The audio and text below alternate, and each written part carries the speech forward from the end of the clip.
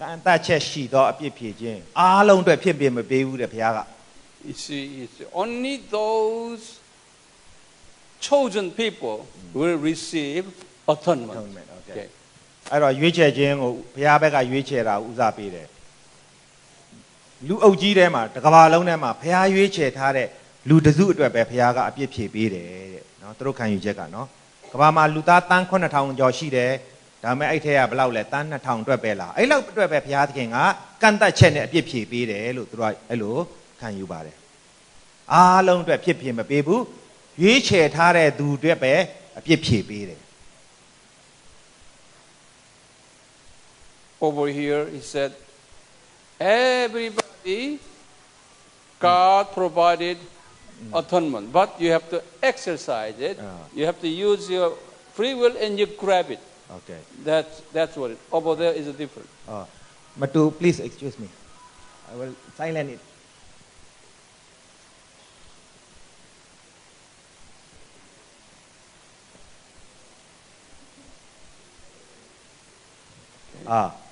Please again, I'm sorry. Okay. This is, you have to, God provided salvation for all, but you have to use your free will. အဲ့တော့ဒီဘက်ပိုင်းကခံယူချက်ကတော့တချို့လဲကြိုက်မှာပေါ့နော်ဘုရားသခင်လူသားတိုင်းအတွက်ဖြစ်ပေပေးတယ်ခုနပြောလို့လူသားတန်း9000ကျော်အားလုံးအတွက်ဘုရားသခင်အဖြစ်ဖြေပေးတယ်ဒါပေမဲ့အပြစ်ဖြေခြင်းခံဖို့ကခမည်းရဲ့ကိုယ်ပိုင်ရွေးချယ်ခွင့်နဲ့ယုံကြည်ဖို့လိုတယ်လက်ခံဖို့လိုတယ်တဲ့နော်ဒီဘက်မှာခံယူချက်ကလူသားကရွေးချယ်ရမယ်အပြစ်ဖြေခြင်းခံရဖို့ဘုရားကတော့အားလုံးအတွက်အပြစ်ဖြေခြင်းကိုပေးထားတယ် But the Calvin said no, not all. Okay, only limited people. Okay, chosen for atonement. ဒါပေမဲ့ကယ်ဗင်ကအဲ့လိုမပြောဘူးအားလုံးအတွက်ဘုရားသခင်ပြစ်မဖြေပေးပါဘူးတဲ့ကန့်တတ်ချက်ရှိတယ်အဲ့ဒါပါလဲ तू အစကတည်းကရှေးမစွကကဘာမတီမဲကရွေးချယ်တော်သူများအတွက်ပဲအပြစ်ဖြေပေးတယ်လို့ပြောပါတယ် And those ကန့်တတ်ချက်နဲ့အပြစ်ဖြေပေးတယ် who those are those who receive the grace. Okay, ဘသူတွေအတွက်လဲကန့်တတ်ချက်ထားတာဘုရားရဲ့ကျေးဇူးတော်ခံစားရမယ့်သူတွေရှိတယ်သူတို့အတွက်ပဲအပြစ်ဖြေပေးတယ်တဲ့နှစ်ခုစလုံးကိုကျွန်တော်တို့ဟောပေါ့နော်နားလည်ရမယ် Since you receive a grace, irresistible grace. အဲ့ဒီပုံကိုယ်တွေကဂျေဇုတော်ကိုမစီးတားနိုင်ပါဘူးယေရှုကိုညှင်းလို့မရပါဘူးဘုရားပေးတဲ့ဂျေဇုတော်ဒါကြီးငါမလို့ချင်ပါဘူးဆိုလုံးဝစီးတားလို့မရလက်ကိုလက်ခံရမယ်ဘုရားရွေးချယ်ထားတဲ့သူတွေကညှင်းပယ်လို့မရတော့ဂျေဇုတော် Irresistible. This is irresistible. ဒါနဲ့ဆန့်ကျင်ဘက်ပြန်ပြောတာဖြစ်တယ်ညှင်းပယ်၍မရတော့ဂျေဇုတော်ဘုရားကခမည်းကိုဂျေဇုပြုတယ်ဆိုခမည်းအနေနဲ့ငါမလို့ချင်ဘူးကွာလို့ညှင်းလို့မရဘူးလက်ကိုလက်ခံရမယ်တဲ့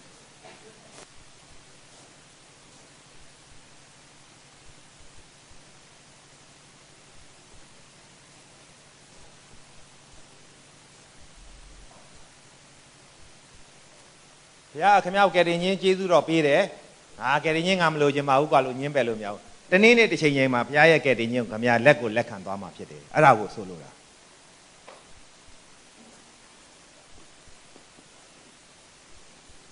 Okay and you see over here the perseverance of the saint တန်ရှင်းသူများအပေါ်မှာတီးခံခြင်းစိတ်ရှည်ခြင်းတန်ရှင်းသူများဆိုတာတော့ယုံကြည်သူတွေကိုပြောတာပါပဲเนาะ You write down. Okay. တန်ရှင်းသူဆိုတာယုံကြည်သူเนาะဒီထက်အတိုင်းစိတ်ဆိုတာတော့တန်ရှင်းသူလို့ရေးရမှာဖြစ်တယ်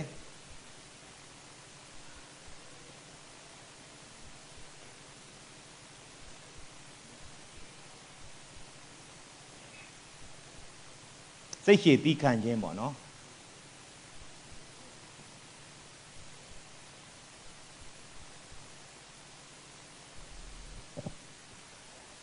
This one is this. Once you are chosen, okay, anything wrong here? Okay, yeah. No? Once you are elected, okay, by the grace of God, okay, yes. then God will not cancel your election. ဒီလို ခမရရွေးကောက်ခံထားရဘုရားကရွေးကောက်ခံထားပြီးပြီဆိုရင်တဲ့ခမရဘာတွေပဲလှုပ်ခမရကဲတင်ခြင်းကိုဘုရားပြန်မဖြတ်သိမ်းတော့ဘူးတဲ့နော်ဒါဒီအဓိပ္ပာယ်ကိုဒါကကျွန်တော်တို့ဗမာပြည်မှာလက်ခံတဲ့အရာဖြစ်တယ်အဲ့ဒါကိုသိထားဖို့လိုတယ်ဘုရားကခမရရွေးကောက်ထားပြီးကဲတင်ခြင်းပေးထားပြီးပြီဆိုခမရနောက်ပိုင်းမှာအပြစ်လှုပ်ရင်တောင်မှပေါ့နော်ခမရကဲတင်ခြင်းမဆုံးရှုံးတော့ဘူးဘုရားကခမရကိုကဲတင်ခြင်းစင်းကမဖြတ်သိမ်းတော့ဘူးတဲ့ထာဝရစိတ်ချမှုရှိခြင်းကိုပြောတာနော်ဒီဟာကပြန်ပြောပြပါမယ်ဘုရားကသူ့အကြံစီတိုင်းမှာခမရကိုရွေးကောက်လိုက်ပြီဆိုရင်ဘုရားကဲတင်ခြင်းရသွားပြီဘုရားသားဖြစ်သွားပြီအဲ့ဒါထာဝရဖြစ်တယ်ဘလို့အခြေအနေတွေပြောင်းခမရအပေါ်မှာဘုရားကစိတ်ရှည်သီးခံမယ်ကဲတင်ခြင်းကိုမဖြတ်သိမ်းတော့ဘူးဘုရားသားဖြစ်တယ်ဆိုတာမယုတ်သိမ်းတော့ဘူးတဲ့အဲ့ဒါကိုဆိုလိုတာဖြစ်တယ်တန်ရှင်းသောသူများပေါ်မှာဘုရားကစိတ်ရှည်တယ်သီးခံမယ်ဘာပဲလုပ်ကဲတင်ခြင်းကိုပြန်မယုတ်သိမ်းဘူး That is opposite to this အဲ့ကြည့်ပါအဓိကကကျွန်တော်တို့အဓိကကတခြားဟာတွေတဲ့နံပါတ်5အချက်ကစန့်ကျင်ပဲဖြစ်တယ်ဒီဘက်ကအဆိုအရကယ်တင်ခြင်းရပြီးမှခမရကယ်တင်ခြင်းဆုံးရှုံးသွားနိုင်တယ်ကယ်ဗင်ရဲ့အဆိုအရကခမရကယ်တင်ခြင်းလှုပ်ပြီးမှမဟုတ်တာတွေလုံးမိရင်လည်းပဲကယ်တင်ခြင်းမပြောက်ဆုံးတော့ဘူးခမရထာဝရကယ်တင်ခြင်းရမယ်လို့ပြောခြင်းဖြစ်တယ်ဘာလို့လဲဆိုတော့ခမရကိုစအကရေရွေးကောက်ပြီးသားဖြစ်နေလို့အဲ့နှစ်ခုကိုကျွန်တော်တို့သိဖို့လိုပါတယ်ဘယ်ဘက်မှာယက်တည်တယ်လဲဆိုတာကျွန်တော်တို့အပေါ်မှာပဲမူတည်တယ် Now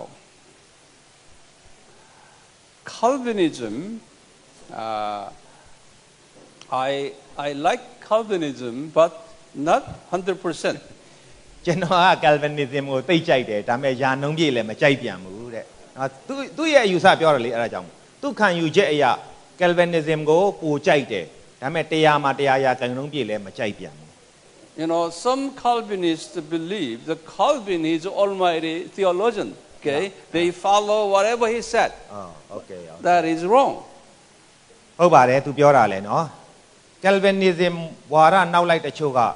Calvinism မှာပေါ့သူတို့အမြင်မှာကဘာမှာအထူးကျုံဆုံးပေါ့နော်ဓမ္မပညာရှင်ကြီးလို့သူတို့ယုံကြည်သောကြောင့် Calvin နောက်ကိုလိုက်တဲ့အခါမှာ Calvin ပြောသမျှယာနှုံးပြည့်ကိုသူတို့လက်ခံတယ်ဘာမှမငြင်းဘူးအဲ့ဒါအလည်းမှားသွားတယ်နော်ဘာလို့ तू ကလူဥစ္စာဖျားမှာမဟုတ်တာနော် Calvin ဩဘာဒနောက်ကိုလိုက်တဲ့သူတွေကသူတို့အမြင်မှာ Calvin ကတကယ်မဟာဓမ္မပညာရှင်ကြီးလို့မြင်တယ်ဒါကြောင့် Calvin ပြောသမျှမှန်တယ်တလုံးမှမငြင်းပယ်ပဲနဲ့အကုန်လုံးလက်ခံတယ်အဲ့လိုလက်ခံပြီးတဲ့သူ့နောက်လိုက်တွေကလည်းမှားသွားပြန်တယ်ဘာလို့ Calvin ကဖျားမဟုတ်ဘူးလူသားပဲ especially this area အထူးသဖြင့်ဒီနေရာမှာပဲကျွန်တော်ကြောင့်ပြောဒီနေရာမှာပဲအဓိကကြတယ်ကျန်တဲ့ဟာတွေထက်ဒီနေရာအဓိကအကြဆုံးပဲ See Calvinism teaches this when after you become a Christian no matter what kind of lifestyle you do okay he will save you anyway that kind of stuff okay ကျွန်တော်ဒါတော့သူအကြိုက်ကိုပြောနေတာပေါ့နော်သူက Calvinism အပေါ်၄ချက်လုံးကြိုက်တယ်ဆိုတော့အောက်ဆုံးဟာသူကသိမ့်လက်မခံခြင်းဘူးဘာလို့လဲဆိုတော့ဘုရားသခင်ကကယ်တင်ခြင်းပေးပြီးသားလူတယောက်ကသူမဟုတ်တယောက်တွေပေါ့အပြစ်တူးကြိုက်တွေဘာပဲလှုပ်သူကကယ်တင်ခြင်းရမှာပဲတဲ့မဆုံးရှုံးတော့ဘူးလို့ပြောတယ်သူအဲ့အချက်ကိုသူကသိပြီးတော့သဘောမတွေ့ဘူး See this is right here come here this kind of Calvinist called hyper Calvinist ဒါကြောင့်မို့နော်ဒီမှာခွဲခြားသားပြမယ် Calvinism 2မျိုးရှိပြန်တယ်အဲ့ဒါလည်းကျွန်တော်တို့နားလဲပါနော် Calvinism 2မျိုးပြောက်ကွဲသွားပြန်တယ်အဲ့ဒါကတော့အမြင့်ဆုံးအလွန်အကျွံပေါ့နော်အမြင့်ဆုံး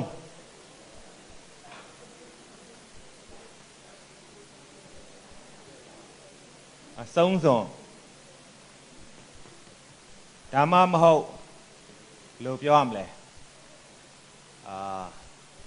hyper အမြင့်ဆုံးပဲ yes hyper yeah သူကဟိုပေါ့အဲ့ဒီဘက်မှာတိတ်ပြီးတော့အတန်ဆုံးပဲလုံးဝအုပ်တုံတစ်ဖက်ကန်းရောက်အောင်သူတို့ Calvin ဝါဒကိုဆွဲလန်းတယ်တစ်ဖက်ကန်းရောက်တဲ့အထိ Calvin ဝါဒကိုဆွဲလန်းတဲ့အုပ်စုရှိတယ် These hyper Calvinist people believe this အလွန်အကျွံ okay they said okay since we are chosen by God by his grace okay we are special therefore we don't have to, because Jesus died on the cross for our sins. Therefore, we don't have to repent over our daily sins. Okay? Okay. That means if you repent, then you are dishonoring his death on the cross. Okay, you got it? Got it. Okay. ဆိုတော့သူတို့ရဲ့ပြောချက်ကိုကျွန်တော်မကြိုက်တာထင်ရပါလဲဆိုတော့ငါတို့ကတဲ့ဘုရားရွေးကောက်ထားတဲ့ကယ်တင်ရှင်ရဖို့ဒါကြောင့်အထူးပုံကိုယ်တွေဖြစ်သွားပြီပေါ့နော်ကျေးဇူးတော့အထူးခံစားရတဲ့ပုံကိုယ်တွေဖြစ်တယ်ဒါကြောင့်မို့ငါတို့ကတဲ့အပြစ်အတွက်နောင်တရကြမလို့တော့ဘူးနေ့စဉ်ကျူးလွန်တဲ့အပြစ်အတွက်ပြောတာနော်နောင်တရကြမလို့တော့ဘူးတဲ့ဥပမာကျွန်တော်တို့ကျင့်သုံးလို့နေ့တိုင်းဘုရားသခင်ရှင်မှာတနေ့တာအပြစ်ပြတဲ့ဝင်ချတောင်းပန်ခြင်းတွေနောင်တရခြင်းတွေလှုပ်နေတယ်ဆိုရင်တဲ့ခမည်းရဲ့အသက်တာကပေါ့နော်ဘုရားသခင်ကိုမယုံသေးလေးစားရာရောက်တယ် dishonoring God dishonoring the blood of God, blood of Jesus.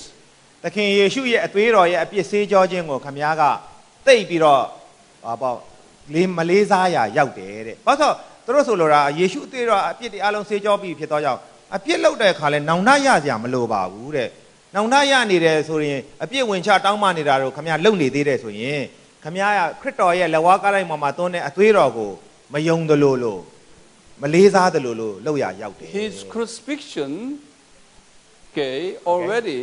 have forgiven our sins in the past, sin even present and the future. So therefore, no need for repentance. Okay. အဲ့တော့နောင်တမလို့ဘူးလို့တွင်တင်တာသူတို့ပဲเนาะအဲ့တော့ခရစ်တော်ရဲ့အသွေးတော်ကငါတို့အပြစ်ရှိမြတ်ကိုဆေးကြောတော်မူသည်ဆိုတာတေယောတေကိုတော့မှကျွန်တော်သိတဲ့အတိုင်းပဲအဲ့ဒါကိုသူတို့ကဘယ်လိုပြောလဲဆိုတော့အတိတ်ကပြုလုပ်ပဲပြီးတဲ့အပြစ်တွေအလုံးကိုဆေးကြောခွင့်လွတ်တယ်ဒီကနေ့ယနေ့မျက်မှောက်ကာလမှာပြုလုပ်တဲ့အပြစ်တွေလည်းဆေးကြောတယ်ကျွန်တော်မသေးခင်မသေးမချင်းအနာဂတ်မှာပြုလုပ်မဲ့အပြစ်တွေအလုံးလည်းဆေးကြောပြီးပြီအဲ့လိုပြောနေမှတော့ဘာအပြစ်တွေနောင်တရကြလို့သေးလဲတဲ့သူတို့အဲ့လိုပြောပါတယ် And they even say that you can cheat non-Christians, you can even steal non-Christians' money, because they are children of Satan. You have a right to, exploit all those people. နောက်တစ်ခုစိုးသွားတာကဒီလိုလေမင်းကဖျားသားတဲ့ဒါကြောင့်စာတန်သားဖြစ်တဲ့မယုံကြည်သူတွေရှိရပိုက်ဆံမင်းကြိုက်တယ်လို့ခိုးလို့ရတယ်တဲ့ဘာလို့လဲဆိုတော့သူတို့ကဖျားသားမဟုတ်စာတန်သားတွေမဟုတ်မင်းသူတို့ရှိရတယ်လူယူသိမ်းစားလို့ရတယ်တဲ့အဲ့လိုတွင်တင်တယ်အလွန်ကျွံဖြစ်သွားတာပေါ့အမှအလွန်ကျွံဖြစ်သွားတာ They said they are Satan's children, so we are God's children. Okay, so we have a right to give them all kinds of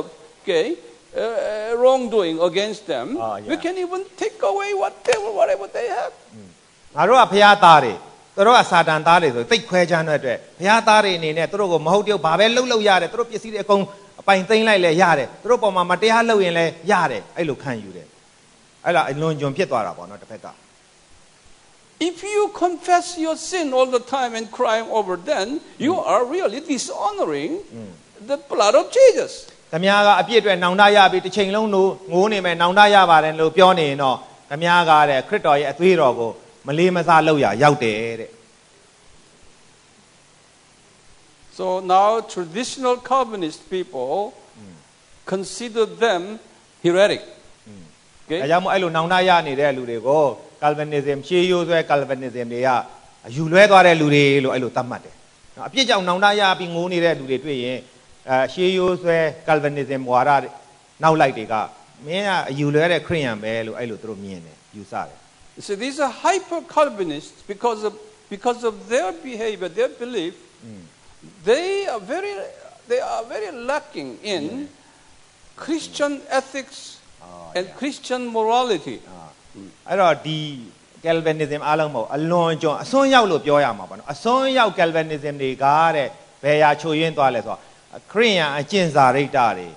ခရိယန်စိတ်ဓာတ်တွေမရှိတော့ပျောက်သွားတယ်ကျွန်တော်တို့မှာရှိရမယ်ခရိယန်ကျင့်စာရိတ္တရှိတယ်ခရိယန်တယောက်ရဲ့စိတ်နေသဘောထားစိတ်ဓာတ်ဆိုတာရှိရမယ်သူတို့ကဟိုအလွန်ကျွံအစွန်းရောက်သွားတဲ့အခါမှာတို့ခရိယန်အကျင့်စာရိတ္တတွေပျောက်သွားတယ်ခရိယန်စိတ်ဓာတ်တွေအကုန်ပျောက်သွားတယ် I have heard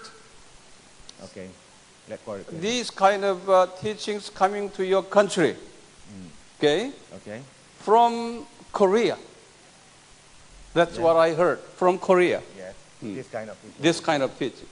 ကိုရီးယားကလူတွေလာပြီးတော့အခုအစွန်းရောက် Calvin ဝါဒသမားတွေကဒီလိုတွင်တင်ချက်တွေတွင်တင်ဘူးတယ်ဆိုတာကျွန်တော်ကြားဘူးတယ်တဲ့ကိုရီးယားကပေါ့အစွန်းရောက် Calvinism တွေဗမာပြည်လာပြီးတော့အခုကျွန်တော်ပြောတဲ့သူတို့ရဲ့ဩဝါဒအစွန်းရောက်ဩဝါဒတွေတွင်တင်သွားဘူးတယ်ဆိုတာကျွန်တော်သိတယ်တဲ့ This person, I don't want to name, already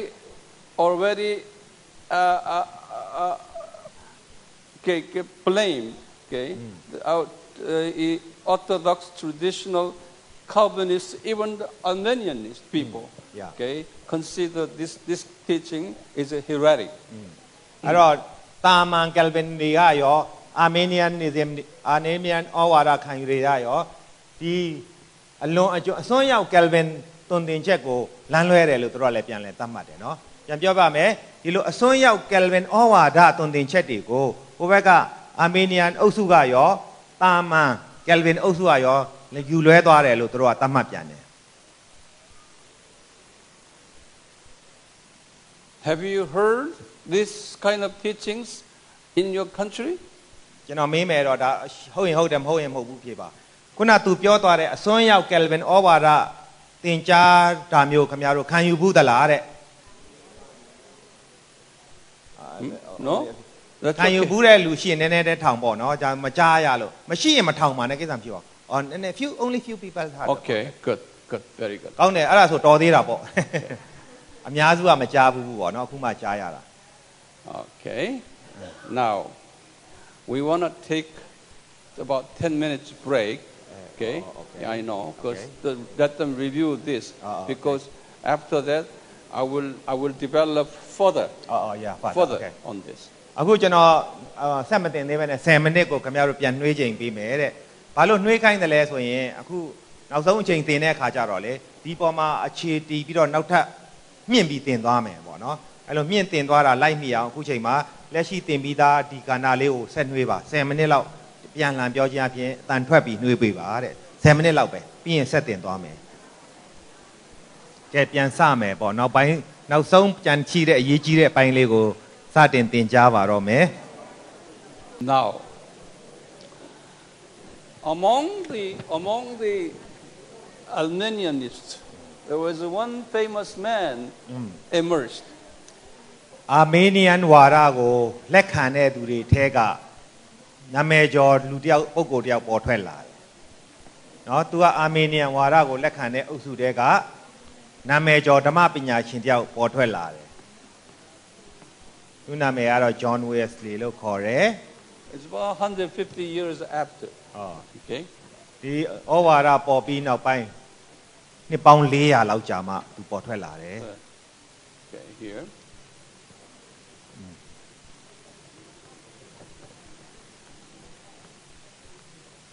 အပြည့်အစုံကျွန်တော်ရေးပြထားတဲ့ John Wesley လို့သူက1903ခုနှစ်ကနေပြီးတော့1991 He formed the Methodist denomination in 1944 AD မှာသူက Methodist အသင်းတော်ကိုစတင်တည်ထောင်တယ်ကျွန်တော်တို့အခုလောလောဆယ်နေရာတိုင်းမှာရှိပါတယ် Methodist အသင်းတော်ကိုစတင်တည်ထောင်သူဖြစ်တယ် Methodist အသင်းတော်ကိုစတင်တည်ထောင်တဲ့ John Wesley ဟာ Armenianism ဝါဒကိုလက်ခံတော်သူဖြစ်တယ် We call it Wesleyanism. နော်သူ့ကို Wesleyanism လို့ခေါ်တယ် Wesleyanism ဝါဒပေါ့ nism ဆိုတာနော်အဲ့ဒါပေါ့ He's an Englishman. သူကတော့အင်္ဂလိပ်လူမျိုးပါ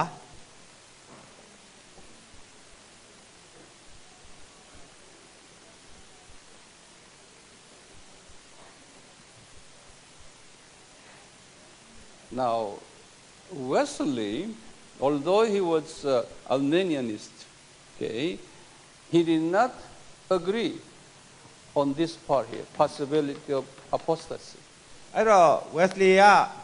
Armenian ဝါဒကိုလက်ခံတယ်ဆိုတော့ညာလေနံပါတ်5အပိုင်းဖြစ်တဲ့ယုံကြည်ခြင်းကဖောက်ပြန်သွားနိုင်ခြေရှိတယ်ဖောက်ပြန်သွားနိုင်တယ်ပေါ့ကယ်တင်ခြင်းရပြီးမှပြန်ပြောက်သွားနိုင်တယ်ဆိုတာကိုကြတော့လက်မခံပြန်ဘူး Wesley ကအချက်5ချက်ရှိတဲ့နဲ့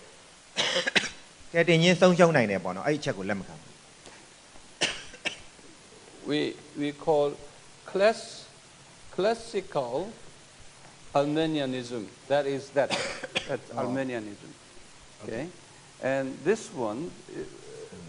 he said Wesleyan Armenianism. Two Armenianisms. အဲ့တော့ Armenian ဝါဒ A ရနဲ့နှစ်မျိုးရှိတယ်အရင်တုန်းကပေါ့နော်ရှေးဟောင်းအယူဆတစ်မျိုး Wesleyan ရဲ့အယူဆကတစ်မျိုးဖြစ်တယ်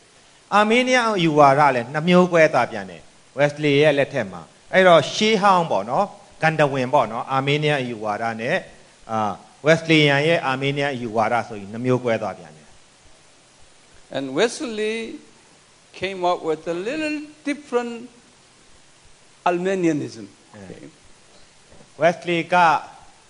ရှေးဟောင်းကန်တဝင် Armenian ဝါဒတဲ့နည်းနည်းလေးထူးခြားတာလေးတစ်ခုကိုတွန်းတင်တယ်ငကိုရှိရင်းစဲနော် Armenian ဝါဒထက်ပို၍နည်းနည်းထူးခြားတဲ့အချက်တစ်ချက်ကို Wesley ကဖြည့်ဆွက်ပြီးတွန်းတင်သွားတယ် He agrees on all 1, 2, 3, 4, all this, but disagrees on this number 5 part. အဲ့တော့ Wesley ကဒီသူတို့ရဲ့ခံယူချက် Armenian ခံယူချက်1 2 3 4ထိလက်ခံတယ်9ကြတော့လက်မခံပြန်ဘူးအဲ့ဒီမှာသူ့ရဲ့ခံယူချက်ကိုပြောလိုက်တယ် It's under the classical Armenianism, once you violate this apostasy, okay, there will be you cannot even repent. Okay. No, say a solution to that. Okay. Finish. Okay. တကယ်ရှေးဟောင်း Armenian အယူဝါဒမှာလူတစ်ယောက်ကယုံကြည်ခြင်းဖောက်ပြန်သွားတယ်ကယ်တင်ခြင်းပြန်လဲဆုံးရှုံးသွားပြီးနောက်မှာသူဘာမှပြန်လှုပ်လို့မရတော့ဘူးအဖြေမရှိတော့ဘူးပြီးသွားပြီတဲ့နော်ငကိုရှေးဟောင်း Armenian ယူဝါဒရဲ့နံပါတ်5ယူဝါခံယူချက်ကလူတစ်ယောက်ကယုံကြည်ခြင်းပေါ့အယူလဲပြီးဖောက်ပြန်သွားပြီးကယ်တင်ခြင်းဆုံးရှုံးသွားပြီးနောက်မှာနောင်တပြန်ရလို့လည်းမရတော့ဘူးသူဘလို့ငကိုအခြေအနေတိုင်းပေါ့ပြန်ရောက်လို့မရတော့ဘူးပြီးဆုံးသွားပြီဘာမှအဖြေမရှိတော့ဘူးလို့ခံယူတယ်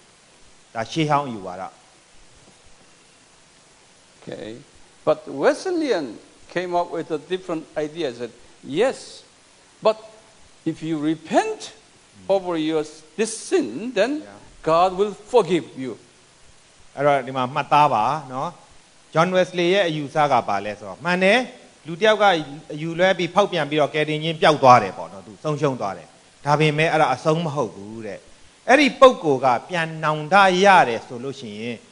ဆုံးရှုံးသွားတဲ့ကယ်တင်ခြင်းကနောက်တစ်ခါပြန်ရနိုင်တယ်တဲ့နော်အဲ့ဒါလေးကိုလည်းမှတ်ထားပါနော်အရေးကြီးတယ် John Wesley ရဲ့နောက်ဆုံးဖြည့်ဆွက်ချက်ကလူတစ်ယောက်ကယုံကြည်ခြင်းဖောက်ပြန်ပြီးကယ်တင်ခြင်းဆုံးရှုံးသွားနိုင်တာမှန်တယ်တဲ့အဲ့ဒီထိတော့ဒါပေမဲ့လုံးဝပျောက်သွားတာမဟုတ်ပါဘူးတဲ့အဲ့ဒီခရိယန်ကပြန်ပြီးနောင်တရပြီးဘုရားရှင်ကြီးပြန်လာရင်ခုနဆုံးရှုံးသွားတဲ့ကယ်တင်ခြင်းကနောက်တစ်ဖန်ပြန်ရနိုင်တယ်လို့သူကအဲ့လိုခံယူတယ်တွင်တင်တယ်အဲ့ဒါ John Wesley ရဲ့တွင်တင်ချက်ဖြစ်တယ် So you have to understand and memorize all this because there are many churches and denominations and teachings, okay? အဲ့ခံရ3ရက်ရှိတယ်နော်အဲ့ဒါတွေကိုကျွန်တော်မှတ်သားထားဖို့လိုတယ်အဲ့တော့တယောက်ယောက်ကလာတင် तू က Armenianism လား Wesleyan လား Calvinism လားဆိုတော့ခင်ဗျာပိုင်းခြားလို့ရသွားပြီဒါတွေသိသွားပြီဆိုရင် Now here Calvinism says what? Once you are saved, okay, although even you violate apostasy, okay, don't worry, you are saved like that. ကျွန်တော်တို့မြန်မာပြည်အေဝံဂေလိတိုင်းဝိုင်းမှာခံယူချက်များတဲ့အရာဖြစ်တယ်နော်ဒီ Calvin ဝါဒအဲ့ဒါဘာလဲဆိုတော့ခင်ဗျာကယ်တင်ခြင်းရပြီးနောက်မှာဘလောက်ပဲဖောက်ပြန်လမ်းလွဲနော်အပြစ်ဒုစရိုက်လှုပ်မကြောက်ပါနဲ့အစဉ်ပြေပါတယ်ကယ်တင်ခြင်းမဆုံးရှုံးဘူးလို့တွန်းတင်တယ်နော်အဲ့ဒါ Calvin ဝါဒ traditional Calvinism အဲ့ဒါကပုံမှန် Calvin ဝါဒရှေးရိုးပေါ့နော်ထုံနှန်းစင်လာ Calvin ဝါဒကအဲ့လိုတွန်းတင်ပါတယ်ထုံနှန်းစင်လာ Calvin ဝါဒအရာဘာပဲလှုပ်ကယ်တင်ခြင်းပြန်မပြောက်ဆုံးနိုင်ဘူးလို့တွန်းတင်တယ် Then Armenianism is what? Armenianism ကတော့ဘာပြောလဲ Classical Armenianism is what? ရှေးဟောင်း Armenianism မှာဘယ်လိုခံယူသလဲကယ်တင်ခြင်းပျောက်သွားနိုင်တယ်ဆုံးရှုံးသွားနိုင်တယ် No salvation. ပြန်ပြီးတော့ကယ်တင်ခြင်းမရနိုင်တော့ပျောက်သွားပြီးတဲ့နောက် But Wesley ဒါမဲ့ကဲနောက်ဆုံးတင်တဲ့ Wesleyan ကြတော့ဘယ်လိုတင်လဲကယ်တင်ခြင်းဆုံးရှုံးသွားတယ်နောင်တရရင်ကယ်တင်ခြင်းပြန်တယ်လို့တွန်းတင်တယ် See here သုံးခုရှိတယ်နော်အဲ့ဒါ So now in Myanmar Christian community, မြန်မာ ခရစ်ယာန်အတိုင်းဝိုင်းမှာ three kinds of people. Okay, three kinds of people in your country. ကျွန်တော်တိုင်းပြည်ထဲမှာလည်းဒီခံယူချက်၃မျိုးရှိတဲ့ခရစ်ယာန်တွေပဲအားလုံးထဲမှာဘယ်တော့ထဲမှာလဲအဲ့၃မျိုးရှိရင်ရှိနေမယ်ဒီထဲမှာလဲ So when you talk to someone saying something, then don't fight against them. Okay, you just say, "Oh, he got this influence." အဲ့ဒါတကယ်မှန်တယ်နော်ကျွန်တော်တို့လည်းအဲ့လိုဖြစ်လာတယ်ကျွန်တော်အားလုံးကဆရာတယောက်ယောက်ကတွင်တင်တယ်ဆိုရင်ခမည်းကဒီအုပ်စုဖြစ်နေလို့ဒီတွင်တင်ချက်ကိုတွင်တင်သူ့သွားမတိုက်ခိုင်းနဲ့ခမည်းသဘောပေါက်လိုက်ဩ तू ကအာမေနီယန်nism ဝါဒလွှမ်းမိုးခံရတဲ့သူပဲဆိုပြီးပဲသဘောပေါက်လိုက်ပါတော့မဟုတ် तू ကဒီဝါဒသမားပဲတော့မဟုတ် तू ကနော် Wesleyan သမားပဲဆိုတော့ခမည်းသိထားဖို့ပဲသွားတိုက်ခိုက်မနေနဲ့တိုက်ခိုက်လို့လည်းအလုံးမဖြစ်ဘူးတဲ့ညင်းနေလို့လည်းအလုံးမဖြစ်ဘူးကိုသိထားလိုက်တော့ဒါပဲရှိတယ်တဲ့ Now, amen. Amen လို့လား Amen. Okay, don't fight against each other. အဲ့တော့ဒီအုပ်စု၃စုတည်းကလူတွေပေါ့ကိုနဲ့မတူတဲ့အုပ်စုရဲ့တွင်တင်ချက်ကိုသွားရင်သူ့ကိုသွားပြီးမတိုက်ခိုက်ပါနဲ့ဩ तू ကဒီအုပ်စုကပဲလို့ဆိုတာကိုပဲခင်ဗျာသိမှတ်လိုက်ပါ Now, upon this, okay, all denominations, Roman Catholics, Anglicans, Orthodox, all denominations build up their theology upon these two. The three. Okay. အဲ့တော့ကဘာပေါ်မှာဒါခံယူချက်ဩဝါဒနော်ဂိုင်းကနမဟုတ်ဘူးကဘာပေါ်မှာရှိတဲ့ဂိုင်းကနတွေအိုးငကိုမူလ Roman Catholic တို့ Orthodox ကစပြီးခေတ်ဆက်နှစ်ချင်းအပါဝင် AG ပါဝင်အားလုံးသောအသင်းတော်ဂိုင်းကနတွေဟာဒီခံယူချက်၃ခုအနက်တစ်ခုခုကိုခံယူကြတယ်အဲ့ဒါကိုသိထားဖို့လိုတယ်နော်ကဘာပေါ်မှာရှိမြအသင်းတော်ဂိုင်းကနတွေကအများကြီးရှိတယ်ယာနဲ့မဟုတ်ထောင်တောင်းနဲ့ချီရှိတဲ့ဂိုင်းကန denomination တွေကဘလောက်ပဲအသင်းတော်တွေများကွဲပြားသူတို့ရဲ့အဓိကခံယူချက်ကတော့ Arminianism သို့မဟုတ် Calvinism သို့မဟုတ်ဒီ Wesleyanism ဆိုတဲ့ခံယူချက်၃ခုပေါ်မှာပဲရပ်တည်ကြတယ်အဲ့ဒါကိုသိထားပါ Would you repeat again? The cameraman missed it. Okay. ကျွန်တော်ပြန်ပြောပြပါမယ်နော်ကဘာပေါ်မှာအသင်းတော်ဂိုင်းကနတွေကနဦးအသင်းတော်ဖြစ်တဲ့ Orthodox တို့ Roman Catholic အသင်းတော်အစပြီးနောက်လာတဲ့ Lutheran Anglican Methodist နော် Baptist နောက်ဆုံး AOG တို့အပါအဝင်ပေါ့နော်ဂိုင်းကနအားလုံးထောင်နဲ့တောင်းနဲ့ချီရှိပါတယ်ဒါပေမဲ့ယုံကြည်ခြင်းခံယူချက်ကတော့ဒီ၃ခုအပေါ်မှာပဲသူတို့ကွဲသွားတာဖြစ်တယ်တချို့ဂိုင်းကနတွေက Arminianism ဝါဒကိုလက်ခံတယ်တချို့ဂိုင်းကနတွေက Calvinism ဝါဒကိုလက်ခံတယ် Methodist အပါအဝင်တချို့ဂိုင်းကနတွေက Wesleyan အယူဝါဒကိုလက်ခံတယ်အဲ့ဒီ၃ခုကလွဲရင်အခြားမရှိဘူးတဲ့အဲ့ဒါကိုကျွန်တော်တို့သိထားပါဒါကြောင့်သူဟောပြောချက်ကိုကျွန်တော်နားထောင်လိုက်ရင်ခင်ဗျားတို့ကျွန်တော်တို့သိထားမှာအော် तू က Wesleyan ပဲ तू ကတော့ Calvinism ပဲ तू ကတော့ Arminianism ပဲဆိုတော့ကျွန်တော်တို့သိဖို့ပဲသူနဲ့သွားပြီးညှင်းခုန်ဖို့မဟုတ်ပါဘူးတဲ့ Now you put down today. ယနေ့ဒါတော့ယနေ့ပါ2014ဆိုတော့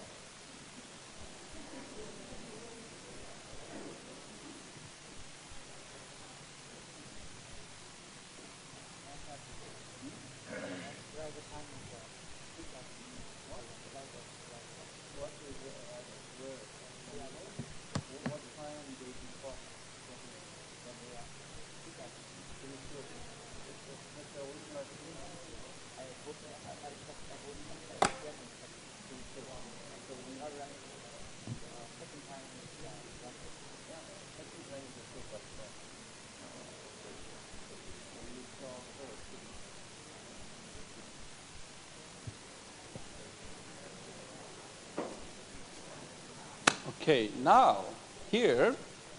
all of a sudden, ရုပ်တရက်ဆိုသလိုပဲခဏမှာတဲ့ new theology appeared in late 20th century. 21ရာစုနှစ်အစပိုင်းမှာတဲ့ဩဝါဒအသစ်ရုပ်တရက်ပေါ်ပေါက်လာတယ်ဒီ၃ခုပဲအရင်တော့ရှိခဲ့တယ်လေခဏ2021ရာစုအစပိုင်းမှာဩဝါဒအသစ်တခုရုပ်တရက်ပေါ်ပေါက်လာတယ်အဲ့ဒါကိုကျွန်တော်အရင်စောက်တဲ့ဘာသာအများကိုးကွယ်မှုဝါဒလို့ပြောတယ်ဘာသာပေါင်းစုံဝါဒလို့လည်းပြောလို့ရတယ်plural ဆိုတာကအများသို့မဟုတ်ဘာသာအများသို့မဟုတ်ဘာသာပေါင်းစုံဆိုလည်းရပါတယ် ကိုးကွယ်မှုလို့တော့မပါဘူးဒါပေမဲ့ကိုးကွယ်မှုသဘောတက်ရောက်လို့အဲ့လိုရေးထားတာဖြစ်ပါတယ်ဘာသာပေါင်းစုံကိုလက်ခံတဲ့ဝါဒပေါ့နော်ဘာသာပေါင်းစုံအတူတူပဲလို့သတ်မှတ်လိုက်တယ်ဆိုတော့ကိုးကွယ်မှုထဲမှာတက်ရောက်သွားတယ်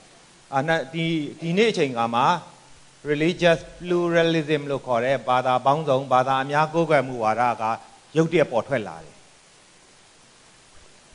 Now, here, Armenian people, you write down Armenian people, Armenian ယုံကြည်သူတွေလည်း and Wesleyan people, Wesleyan ဝါဒသမားတွေရော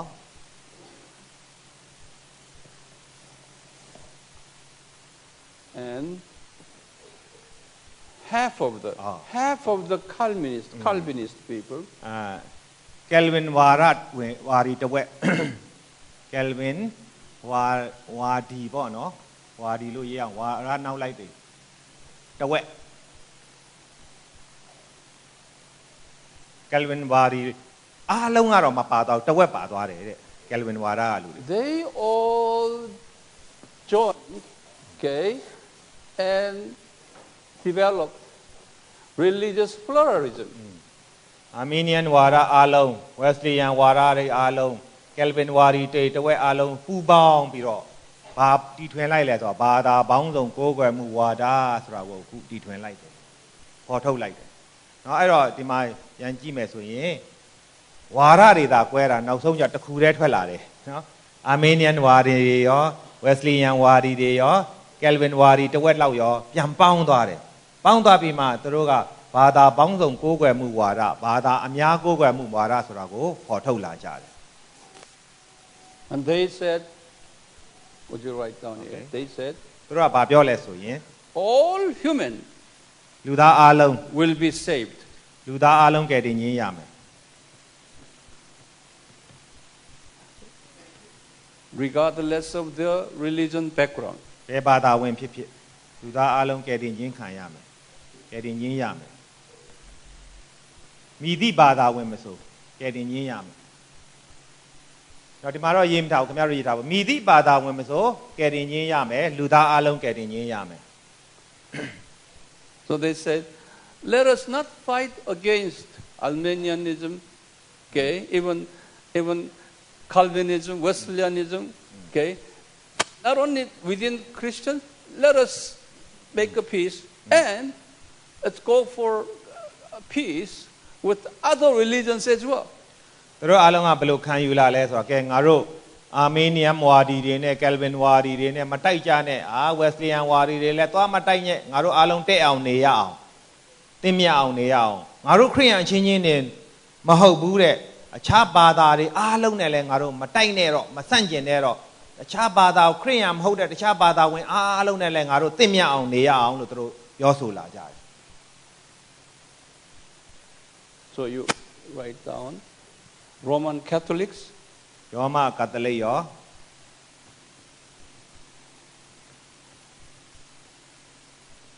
Greek Orthodox,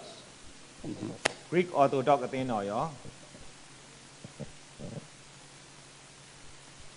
Russian Orthodox,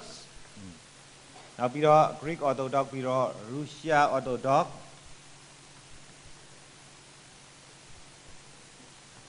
Egyptian Orthodox, now Egypt Orthodox,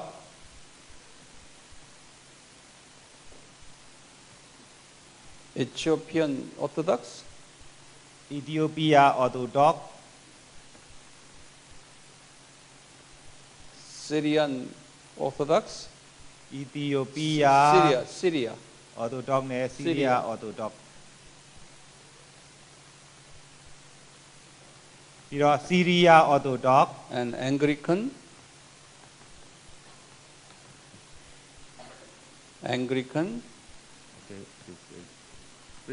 Syria Orthodox နောက်ပြီး Anglican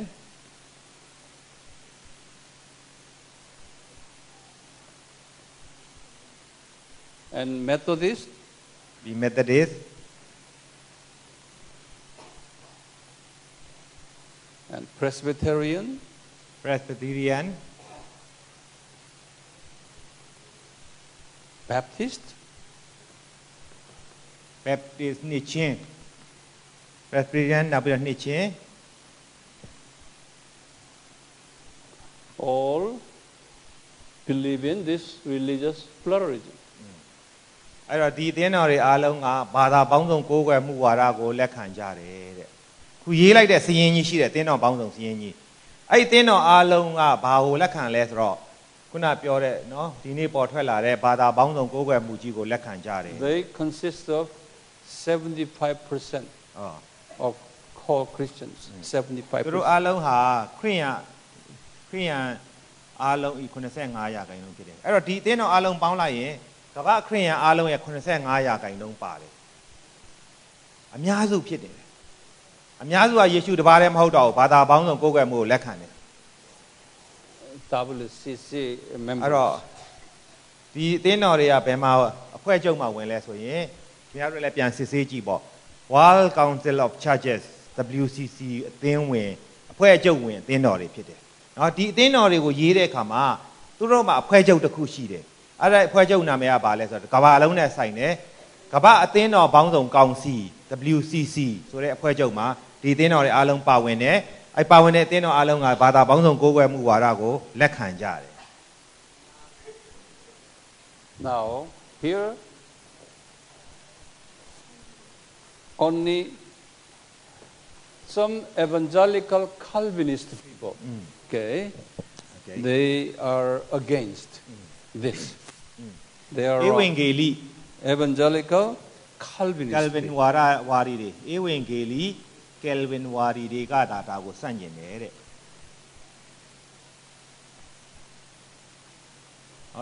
သူတို့ရဲ့ background ပေါ့နော်ဧဝံဂေလိ Calvin တွေကတော့ဒီဝါဒကိုစန့်ကျင်တယ်တခြားဧဝံဂေလိမဟုတ်တဲ့တခြား Calvinism တွေကတော့ဟိုတက်ပါသွားတယ်ပေါ့နော် These people, all these in these denominations, there are few evangelical Calvinist people hidden inside of here. ခုနဝလုံးရှင်နဲ့တိမ်ကြုံပြီးအားလုံးပါသွားတယ်ဆိုပြီးတော့လေစိတ်မပူနေပါနဲ့တဲ့ဒီအသင်းတော်တွေအားလုံးထဲမှာဧဝံဂေလိ Calvin ဝါဒီတွေကနည်းနည်းစီရှိတယ်ဆိုလိုတာက Methodist မှာလည်းဧဝံဂေလိ Calvin ဝါဒီတွေနည်းနည်းရှိတာပဲကတော့နှစ်ချင်းမှာလည်း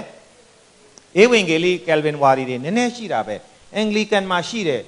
Roman Catholic မှာလည်းရှိတယ်အသင်းတော်တိုင်းမှာဧဝံဂေလိဝါဒီCalvinism ဝါဒီခရိယန်တွေနည်းနည်းစီရှိကြပါတယ် So they are around 25%. ဒါကြောင့်သူတို့ပေါင်းရင်3ပုံတစ်ပုံပေါ့နော်4ပုံတစ်ပုံ25%တော့ရှိတယ်သူတို့ရဲ့အဖွဲ့ချုပ်တစ်ခုရှိတယ် World Evangelical Alliance. WEA လို့ခေါ်တယ်မှတ်ထားပါ WEA ရှေ့ကောက်က World Evangelical Alliance ကမ္ဘာဧဝံဂေလိမဟာမိတ်အဖွဲ့လို့အဓိပ္ပာယ်တည့်ရောက်ပါတယ် World Evangelical Alliance WEA ကမ္ဘာလုံးဆိုင်ရာဧဝံဂေလိမဟာမိတ်အဖွဲ့ I forgot telling you one more here. AOG. Not all AOGs okay, are here. Oh yeah. More than half of the AOGs, yes, Pentecostals, belong to here. So AOG. Half of AOG. No, just put down AOG. See, but Myanmar AOG belongs to here, right? Oh yes, but not all AOGs in the world. အဲ့တော့ ကျွန်တော်တို့က AOG ခေါ်ပေါ့ AG အသင်းတော်ကလည်းဒီထဲမှာအများစုကရှိတယ်နော်ဒီခုနဘာသာပေါင်းစုံကိုးကွယ်မှုလက်ခံတဲ့ WCC အဖွဲ့ချုပ်ထဲမှာ AG အသင်းတော်လည်းတချို့ပါတာပဲတဲ့ Okay, I'm glad Myanmar AOG. Yeah. Okay. Yes. It belongs to here. ဒါမဲ့တခုတော့ရှိရကျွန်တော်ဝမ်းသာတာလေးတစ်ဝက်တော့တွေ့တယ်တဲ့ဗမာပြည်က AOG အသင်းတော်တွေကတော့ WCC ထဲမှာမဝင်ကြဘူး WEA ထဲမှာဝင်တာတွေ့ရတယ်အဲ့ဒါတော့ကျွန်တော်ဝမ်းသာမိတယ်တဲ့ဒါကမ္ဘာတခြားနိုင်ငံတွေက AOG တွေကတော့ဒီထဲမှာဝင်သွားတာပုံများတယ်တဲ့ WCC ထဲဝင်ကြတယ်တဲ့ So now we are living in this very turbulent period, okay? Very confusing period. ဒါကြောင့်ကျွန်တော်တို့ခင်ဗျားတို့ခ ခရိယန်တွေခုလက်ရှိအသက်ရှင်နေတဲ့ကာလကအင်မတန်ရှုပ်ထွေးပြီးအင်မတန်ပြဿနာထူပြောတဲ့ကာလမှာအသက်ရှင်နေရတယ်အင်မတန်ရှုပ်ထွေးတဲ့ကာလဖြစ်တယ်အင်မတန်ပြဿနာပေါ်များတဲ့ကာလဖြစ်တယ် So what is the purpose of me teaching you all this? What is the purpose of that? ဒါကြောင့်ကျွန်တော်နောက်ဆုံးပြောမယ်ဟာဒီလောက်ရှုပ်ထွေးတဲ့ဟာတွေကိုခမည်းတော်ကိုကျွန်တော်သင်ပေးတဲ့ရည်ရွယ်ချက်ကဘာလဲသိလားတဲ့နော်ဒီလောက်ရှုပ်ထွေးတဲ့ဟာတွေကိုတမန်နယ်လုံးခမည်းတော်ကိုသင်ပေးနေတယ်အဲ့ဒါရည်ရွယ်ချက်ကဘာလဲသိသလားတဲ့ Okay, so we have to understand all historical aspects of the theological thought, development of theological thought up until here. ကျွန်တော်တို့ကခရိယန်တွေဖြစ်တယ်ဒါကြောင့်ခရိယန်အသမိုင်းအစကတည်းကခံယူချက်ဩဝါဒတွေအစဉ်စဉ်ပြောင်းလဲပုံတွေဒီနေ့တိုင်အောင်ပြောင်းလဲတဲ့ဒီဘာသာပေါင်းစုံဝါဒအထိခရိယန်ဖြစ်တော့သင်တဲ့ကျွန်ုပ်ကသိကိုသိရမယ်တဲ့ဒါကြောင့်သင်ပေးတာဖြစ်တယ်ဟောတော့အစဉ်စဉ်ပြောင်းလဲလာတယ်လေဂယ်ဗင်ဝါဒပေါ်လာတယ်အာမေနီနိဇမ်ဝါဒပေါ်လာတယ်ဒီမှာဝက်စလီယန်ဝါဒပေါ်လာတယ်ဒါပေမဲ့နောက်ဆုံးအဲ့ဒါတွေမဟုတ်တော့ဘူးဘာသာပေါင်းစုံဝါဒလည်းပေါ်လာပြီအဲ့ဒါတွေကျွန်တော်တို့ကသိကိုသိရမှာ Then often you meet Christians in your denomination or pastors in your denomination, they say, well, talking about this, okay? Talking about this. Then you know, they belong to where? Okay? အဲ့တော့ဒီအသင်းတော်မှာရှိတဲ့အမှုတော်ဆောင်တွေသင်းဥဆရာတွေကဘာတောင်ပေါင်းစုံကိုးကွယ်မှုအကြောင်းတွေကိုခင်ဗျားတို့ဟောပြောနေမယ်သွန်သင်မယ်ဆိုရင်ခရိယန်ဖြစ်တဲ့သင်တဲ့ကျွန်ုပ်ကသူတို့ကဘယ်အုပ်စုတဲ့ပါတယ်လဲဆိုတော့ကျွန်တော်တို့ကပိုင်းခြားသိမ့်သွားမယ်တဲ့ပိုင်းခြားနိုင်မယ် Okay, as you encounter these so-called liberal pastors and theologians and teachings all this then you know second coming of Jesus is near ဒါကြောင့်ဒီတိုင်းနဲ့မှာရှိတဲ့အမှုတော်ဆောင်တွေဧဝံဂေလိဆရာတွေသင်းအုပ်တွေဂိုင်းကျုပ်တွေကသူတို့ဒီအကြောင်းအရာတွေကိုခမည်းတော်ကိုများများသွန်သင်လာလေခမည်းသဘောပေါက်ရမှာကသခင်ယေရှုကြွလာကနီးပြီဆိုတာသဘောပေါက်လိုက်ပါတဲ့အာမင် Then not only that second coming is near that's not enough now you have to take action then what shall I do အဲ့တော့ယေရှုကြွလာခြင်းအကြံကိန်းနီးပြီဆိုတာသဘောပေါက်လိုက်တာနဲ့မလုံလောက်ဘူးအလုပ်လုပ်ဖို့လိုတယ်ငါဘာလုပ်သင့်တယ်လဲ And you have to pray for your children, your family members first. နံပါတ်1ခမည်းရဲ့သားသမီးတွေမိသားစုဝင်တွေဆွေမျိုးတွေအတွက်နံပါတ်1ဆုတောင်းပေးရမယ် Then also, နောက်ပြီးတော့လည်းပဲ you have to go out and tell people about all these things. အပြင်ထွက်သွားပြီးတော့ဒီအရာအားလုံးကိုလူတွေကိုရှင်းပြရမယ်ညာတိထားတဲ့အရာအားလုံးကိုတွေ့သမျှလူတွေကိုတတ်နိုင်သမျှရှင်းပြရမယ်ပြောပြရမယ် That's why we prepare CDs and books on this. ဒါကြောင့်ခင်ဗျားတို့အဲ့လိုရှင်းပြဖို့တာဝန်ရှိသောကြောင့်အထောက်အကူပြုစေဖို့ကျွန်တော်တို့ကဒါတွေကိုစာအုပ်အနေနဲ့ပြန်ထုတ်ပေးတယ်ဒီຢာတွေကိုဗီဒီယိုမှတ်တမ်းတင်ပြီး CD တွေ DVD တွေကိုခင်ဗျားတို့ပြန်ထုတ်ပေးတယ်ရှင်းပြတဲ့အခါမှာအထောက်အကူဖြစ်သုံးဖို့ဖြစ်တယ် For the cost of making books, okay? We can bring money from overseas, but that's not what God wants. အဲ့တော့စာအုပ်တွေထုတ်တဲ့အခါမှာသိန်းပေါင်း10ချီကုန်တယ်ပေါ့နော်အဲ့ဒီပိုက်ဆံကိုကျွန်တော်ကိုရီးယားတယ်လာရပါတယ်အေးဆေးပါတဲ့ဒါပေမဲ့ကျွန်တော်တို့မယူလာဘူး God said raise up Myanmar people who will share this cost, okay, for your own people. အဲ့တော့ဘုရားကကျွန်တော်ကိုပြောတယ်မြန်မာပြည်မှာရှိတဲ့ယုံကြည်သူတွေပဲဒီစာအုပ်ထုတ်လုပ်ခြင်းကိုကြခံမသေးသူတို့တိုင်းပြည်ကလူတွေအတွက်ဒါအကျိုးဖြစ်ထွန်းဖို့ဖြစ်တယ်မြန်မာပြည်ကယုံကြည်သူတွေပဲကြခံပါစေလို့ကျွန်တော်ကိုပြောတယ် So I ask Pastor Peter. ဒါကြောင့်အနိကဆုံးဆရာပီတာနော်အောင်ကျွန်တော်ကမေးတယ်အဲ့ဒါကိုပြောတယ် Please, you find out people, not only one person, okay? Find out people, they work together in producing these books. Then we are sharing these books with the entire nation. အဲ့တော့ကျွန်တော်ကဆရာပီတာနော်အောင်ကိုတောင်းဆိုတယ်အလှရှင်ရှာပါတယောက်တည်းမဟုတ်ဘူးဘယ်နှစ်ယောက်ဖြစ်ဖြစ်ရှာစာအုပ်ကိုလုံလောက်ထုတ်ပြီးတော့ မြန်မာပြည်တဝမ်းလုံးကချင်ပြည်နယ်တယ်မဟုတ်ဘူးမြန်မာပြည်အနှံ့စာအုပ်တွေဖြန့်ချီပါလို့ကျွန်တော်သူ့ကိုပြောတယ် This is the sign of end time Christians. This is the duty of end time Christians who participate in this. ဒီအမှုကိစ္စမှာကျွန်တော်နောက်ဆုံးသောကာလခရိယန်များကပါဝင်ကြရမှာဖြစ်တယ်ဒီအမှုဟာတဲ့နောက်ဆုံးသောကာလမှာအသက်ရှင်နေတင်တဲ့ကျွန်တော်ခရိယန်များကဒီအလုပ်တွေကျွန်တော်ပါဝင်ကြရမှာပေးဆက်ကြရမယ် If you are only thinking of yourself, okay, and only nothing but just receiving from others, then you will be in a low class in the kingdom of God. အဲ့တော့ခင်ဗျားတို့ကပါဝင်ဖို့တော့အများအားစိတ်မကူးပဲနဲ့ရယူဖို့ရယူရုပ်ဖို့ပဲတစ်ချိန်လုံးတောင်းဆိုနေမယ်မျှော်လင့်နေမယ်ဆိုရင်ကောင်းကင်ဘုံတော့ရောက်မယ်မနေ့ကတင်တယ်လို့ဟိုအောက်ခြေလွှာကိုခင်ဗျားရောက်နေလိမ့်မယ်တဲ့ I am so grateful to God that this Michina seminar, okay, I do not bring money, okay, with me for this seminar. Always, your people sponsored this seminar. ရောဘုရားသခင်ကိုအများအားကျေးဇူးတင်တယ်ဘယ်အချိန်တိုင်းလဲဆိုမြစ်ကြီးနားမှာတင်တိုင်းလောက်တိုင်းဘုရားကိုကျေးဇူးတင်တယ်တဲ့ဘာလို့လဲဆိုတော့မြစ်ကြီးနားတင်တန်းအခုလိုတင်တန်းနေလောက်တိုင်းကျွန်တော်တင်တန်းစရိတ်ကိုကိုရီးယားကနေကျွန်တော်ဘယ်တော့မှယူမလာဘူးမြစ်ကြီးနားမှာရှိတဲ့ယုံကြည်သူတွေကတင်တန်းစရိတ်အစအလဲဆုံးအားလုံးကိုကုန်ကြခံပေးတော့ကြောင်းအဲ့ဒီအတွက်ဘုရားကိုအများအားချီးမွမ်းနေမိတယ်တဲ့ Amen. If I bring money, then the people in Korea will receive blessings. ကျွန်တော်ကိုရီးယားနိုင်ငံအလူရှင်တွေကပိုက်ဆံတွေကိုယူလာပြီးဒီမှာအခုလိုတင်တန်းလုပ်မယ်ဆိုရင်ကောင်းကြီးမင်္ဂလာကြခင်ဗျားတို့ကမရိတ်သိမ်းရမယ်နဲ့ကိုရီးယားယုံကြည်သူတွေအကုန်ရိတ်သိမ်းသွားလိမ့်မယ်တဲ့ Do you believe that? အဲ့ဒါကိုခင်ဗျားတို့ယုံလား Yes we believe. Because I love you,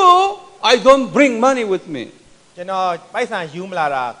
နှမျောလို့မဟုတ်ခင်ဗျားတို့ကိုချစ်လို့ကောင်းကြီးရစေချင်လို့ကျွန်တော်ပိုက်ဆံယူမလာတာတဲ့ Amen.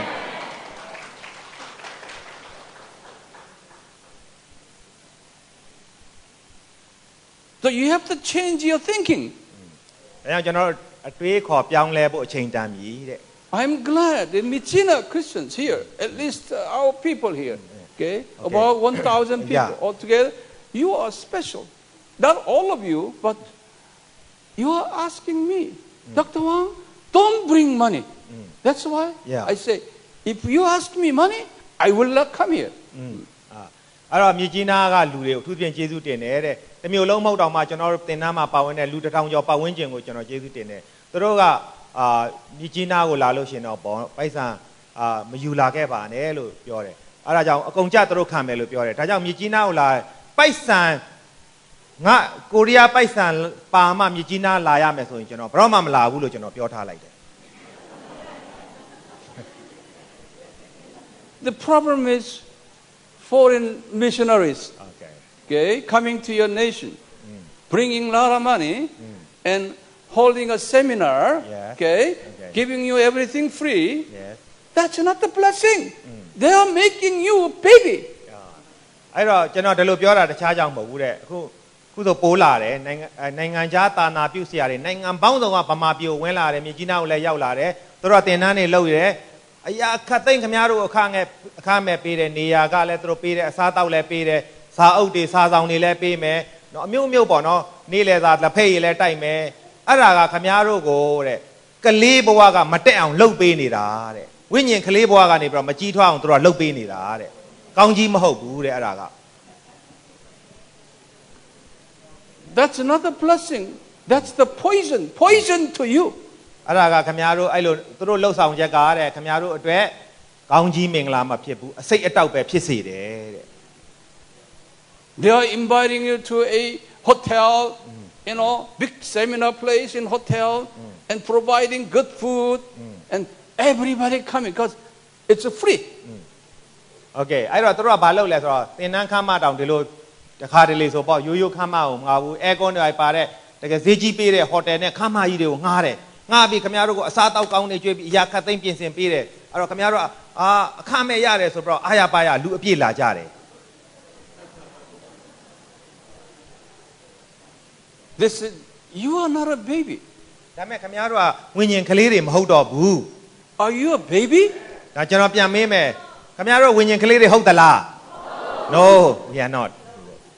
No the answer is no Why you are asking, expecting money from overseas all the time? Why?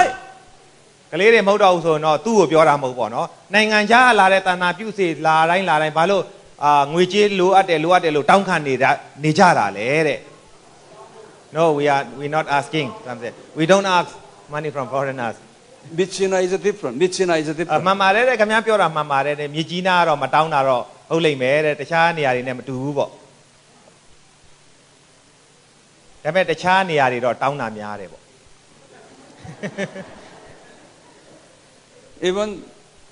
Even couple of days ago ပြီးခဲ့တဲ့2ရက်လောက်တုန်းက someone gave me this much money here. ငွေတွေတစ်ထပ်ကြီးပေါ့နော်အဲ့လောက်ဒီဒါဥပမာပေးတာဒီလိုထူတစ်ထပ်ကြီးပေးတယ်ဒီမှာတော်တော်လေးပါတယ် You see, I receive money from you. ကျွန်တော်ကတစ်မျိုးပြောင်းမြန်ကျွန်တော်ကသာလဲခင်ဗျားတို့ရှိရငွေကြီးတွေအဲ့လိုလက်ခံတာအခုကျွန်တော်ငွေမထုတ်ဘူးတဲ့ပြောင်းမြန်ဖြစ်တယ်တဲ့ So I tell people outside, overseas that, listen, Myanmar, our people in Myanmar, they gave me money instead of I give them money. ကျွန်တော်ကနိုင်ငံရာခြားတာနာပြုဆရာတွေနဲ့တွေ့တဲ့အခါမှာပြောတယ်ဟေးတဲ့ငါတို့ဗမာပြည်သွားတဲ့အခါမှာငါတို့ AMI ပြိတ္တတွေကငါရှိရပိုက်ဆံမတောင်းဘူးငါ့ကိုပိုက်ဆံပြန်ပေးတယ်လို့ကျွန်တော်အဲ့လိုသက်သေခံပေးတယ်တဲ့ They say, really? အဲ့ခါမှာနိုင်ငံခြားတာနာပြုတခြားဆရာကြီးတွေကတကယ်ရောဟုတ်လို့လားမယုံဘူးတကယ်ဟုတ်လို့လားလို့ကျွန်တော်ပြန်ပြောတယ်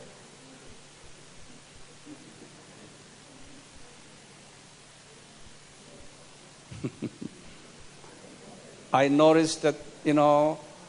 you people here collect money out of you all the time. Yeah. No one complains, and always you put money in there.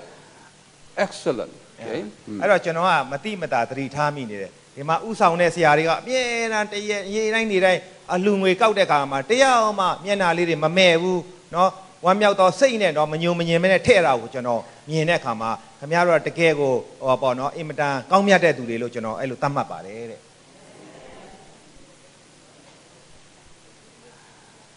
Now, your people ask me, would you come back in November? Okay. So I say, okay, I will come back. But don't bring money. They said that. ကျွန်တော်ဒီမှာဒီသင်တန်းဖြစ်မြောက်ရေးအဖွဲ့ရှိတယ်ပေါ့နော်အဲ့ဒီအဖွဲ့ကကျွန်တော်ကိုပြန်တောင်းဆိုတယ်နောက်နှစ်လဲဒီလိုအချိန်မှာ2015ဒီလိုအချိန်မှာပြန်လာပါလို့ကျွန်တော်ကိုဖိတ်ရင်းနဲ့ပြောလိုက်တယ်အဲ့ဒီသင်တန်းဖြစ်မြောက်ရေးဆရာမတွေကဆရာတော်လာခဲ့ပါနောက်နှစ်နိုဝင်ဘာမှာဆရာပိုက်ဆံယူလာကြမလို့ဘူးနော်အဲ့လိုကိုကျွန်တော်ကိုပြောပါတယ်